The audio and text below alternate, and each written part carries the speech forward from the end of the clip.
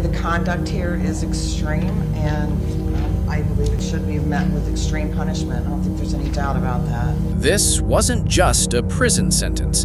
It was a courtroom lesson on how the justice system handles repeat violent offenders. And the judge's explanation revealed exactly why this defendant may spend decades behind bars. I'm never going to understand how one human can cause serious harm to another. I'm never going to be able to understand that. The pain and harm that you've caused for this victim is going to never be gone from her. She's got serious and long-lasting consequences from what happened here. And we may never know what was going on in your head or what caused you to do these things, but what I am going to do is follow the recommendations of the attorneys and impose a sentence, whereas you will not be out and able to make these types of decisions again for quite a while. I'm going to start by reviewing the violent offender form, which I'm going to give you to sign after I've reviewed it. So, you have been convicted of or pleaded guilty to a qualifying violent offender offense as defined in Ohio Revised Code 2903.41. If you're not sentenced, you are sentenced. Hold on. Since you're sentenced to a prison term, you must enroll in the database personally with the sheriff of the county in which you reside 10 days after your release from prison.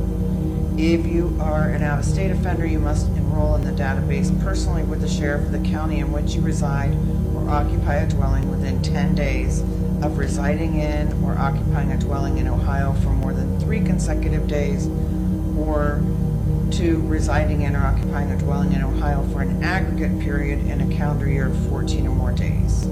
You are required to provide the sheriff certain information, including your full name and any alien. Right away, the judge makes something clear. This case disturbed everyone in the courtroom. She explains that sentencing isn't only about physical injuries. It's also about long-term psychological trauma that victims may carry forever. Yes, you use your residence address, your social security number, any driver's license number or commercial driver's license number or state identification card number issued to you, information regarding the offense of which you were convicted or pled guilty, the name and address of any place where you are employed, the name and address of any school or institution of higher education you attend, the license plate number of each vehicle owned or operated by you or registered in your name, the vehicle identification number of each vehicle, and a description of each vehicle, a description of any scars, tattoos, or other distinguishing marks on your person. You are required to provide the sheriff fingerprints and palm prints. The sheriff will also obtain a photograph of you at the time of enrollment. After the date of initial enrollment, you are required to re-enroll annually. You must update and or amend any of the information described above that has changed and provide any additional information requested at the county sheriff's office within 10 days of the anniversary of the calendar date on which you initially enrolled. If you change your residence address during the 10-year enrollment period, you shall provide written notice of that change to the sheriff with whom you most recently enrolled and to the sheriff in the county in which you intend to reside within 3 business days of the change of address. You are required to comply with all of the above requirements for a period of 10 years. Since your expected release residence address is in Summit County, you shall enroll in person no later than 10 days after release with that county sheriff's office at 205 East Crozier. Failure to enroll or failure to verify residence at the specified times will result in criminal prosecution. I'm going to have you sign this acknowledging that this has been explained to you, that you understand the requirements, and that you must abide by all of these provisions of the Ohio Revised Code.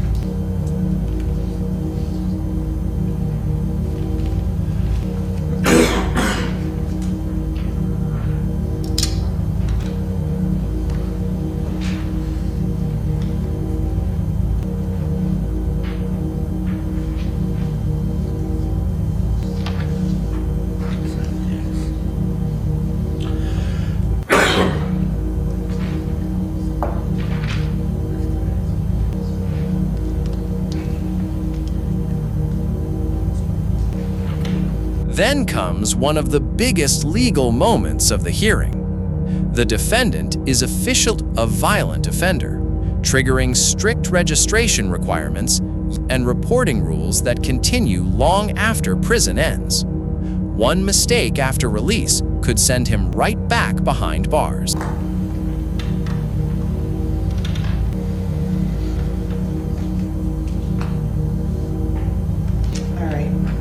A copy of that before you leave today. So when I am making a decision as to sentencing, I have to review the seriousness and the recidivism factors set forth in the revised code 2929.12 clearly. And when we look at the seriousness factors, the victim suffered serious physical, psychological harm. And when I look at the recidivism factors, at the time that this happened, you were under post-release control for an earlier offense. You had a history of criminal convictions. You were out on a warrant at the time. And despite prior attempts to rehabilitate you, you engaged in the same behavior that you'd previously engaged in. And so I will find that both the seriousness and the recidivism factors weigh in favor of a prison sentence in this case, which I think is no surprise to anyone.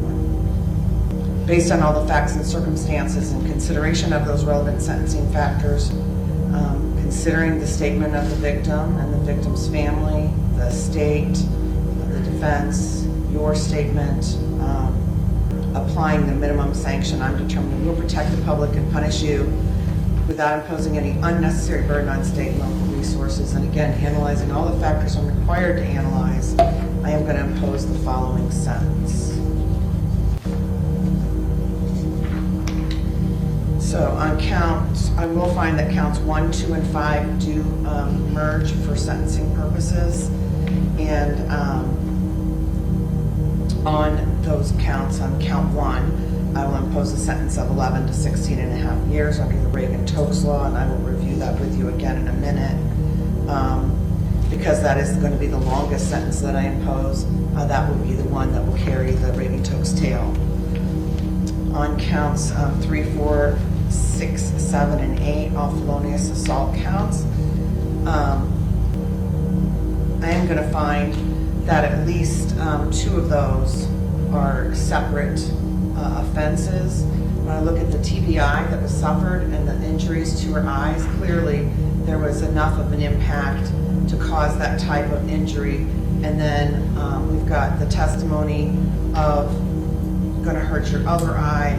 We've got the videos demonstrating that, and all those factors. I would consider any head injuries to be one serious physical harm, which would warrant a separate sentencing for purposes of everything. And then also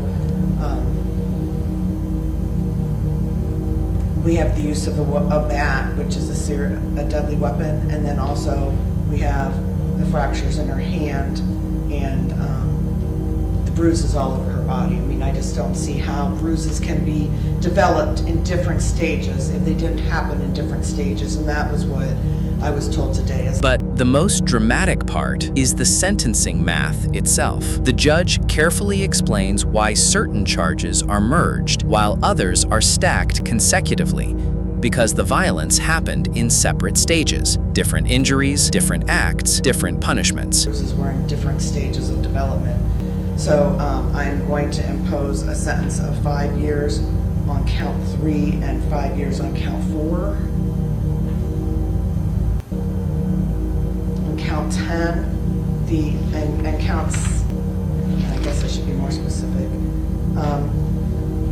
On count 6, 7, and 8, I'm going to impose 4 years. I'm going to state that those 3 counts can be sentenced separately, but those will run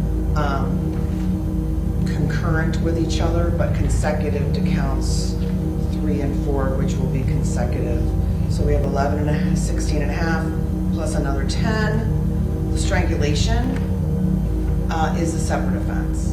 I don't know how anybody could possibly, the legislature went to the bother of creating a strangulation offense because of the fact that we have this activity occurring in our society right now where people think it's okay to strangle somebody. For that offense, I'm going to impose 2 years, and I'm going to impose 2 years for the escape. So that comes out to 25 to 31 and a half years. I am going to run counts 1, 2, and 5. Obviously, we said that merges. Consecutive with counts 3, consecutive with counts 4, concurrent with 6, 7, and 8, and consecutive with 10. And then the escape on the other case is consecutive by law. I will find consecutive sentences are required by statute because, first of all, for the 2 count cases, because the escape must run consecutive, but also in the kidnapping case, I believe consecutive sentences are necessary to protect the public and to punish you, and they're not disproportionate to the seriousness of your conduct and to the danger that you pose to the public. And both of these offenses were committed while you were out on post-release control, and your history of criminal conduct demonstrates consecutive terms are necessary to protect the public. I will note, as you know, you're not allowed to use drugs or alcohol while you're in prison. You may be tested for that. We calculated your jail time credit on our break. There's 394 days of jail time credit will be added to your journal entry. That starts today, or ends today. So anything after today, ODRC will calculate for you. So if you go back and you want to check it, we calculate as of the end of today. I told you upon completion of your prison sentence and upon release from prison, for the felony 1, you will be supervised on post-release control for a mandatory minimum of 2 years, up to a maximum of 5 years as part of your sentence as determined by the parole board. There are, on the other charges, there are lesser offense or lesser sentences for PRC, but because we have the highest level offense, that is the one that will be imposed by them. And I did tell you what would happen if you violated post-release control. Do I need to review again what would happen, or did you understand? No, ma'am. All right, I also need to, on the record, talk to you about the rate of tokes, the 11 to 16 and a half. As I indicated, we take the 11, we cut it in half, we add it to the end, and that's how you get the tail.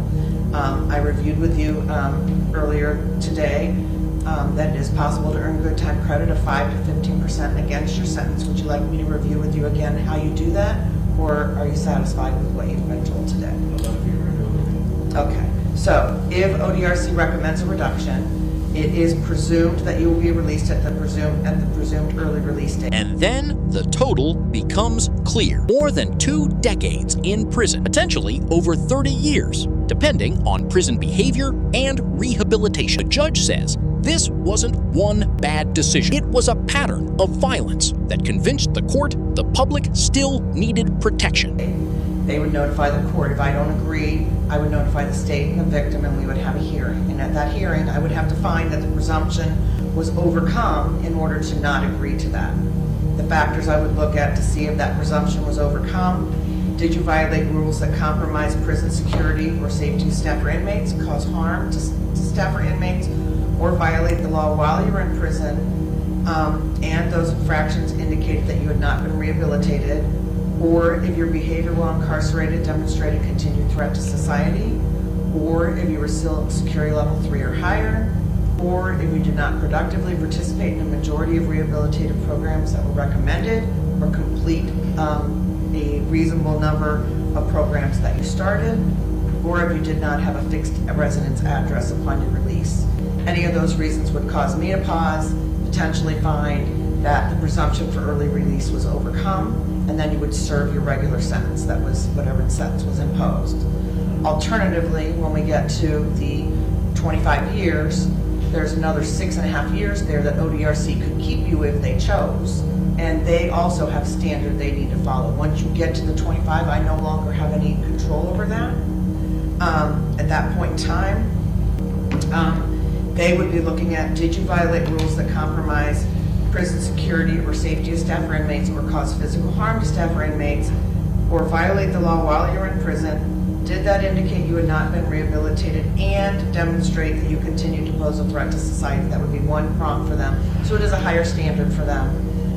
If you were in extended restricted housing any time a year prior to your release, so that's you gotta kind of be in trouble to be in extended restrictive housing. If anytime that year prior, they could say they're not gonna release you. And then again, if you were still security level 3 or higher, those are reasons that they could say they weren't going to release you. They would set a new date for you to be reviewed, and then at that time they would go through that whole thing again. They could not hold you longer than the 30.5 years. Okay? All right, and then finally,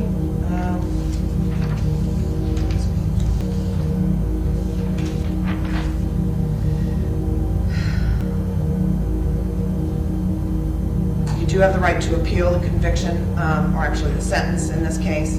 You do that by filing a notice of appeal with the clerk of courts of the Court of Common Pleas within 30 days of the sentence. If you're unable to pay the cost of the appeal, you have the right to appeal without payment of those costs. If you're unable to pay counsel for the appeal, the court will appoint counsel without cost. If you're unable to pay for the cost of documents necessary for the appeal, those documents will be provided without cost. You have the right to a notice of appeal time fine. In the final moments, the judge explains appeal rights, prison supervision, and Ohio's Reagan-Tokes Law, a sentencing hearing that started quietly, ended with a warning about accountability, public safety, and the lasting consequences of violent crime.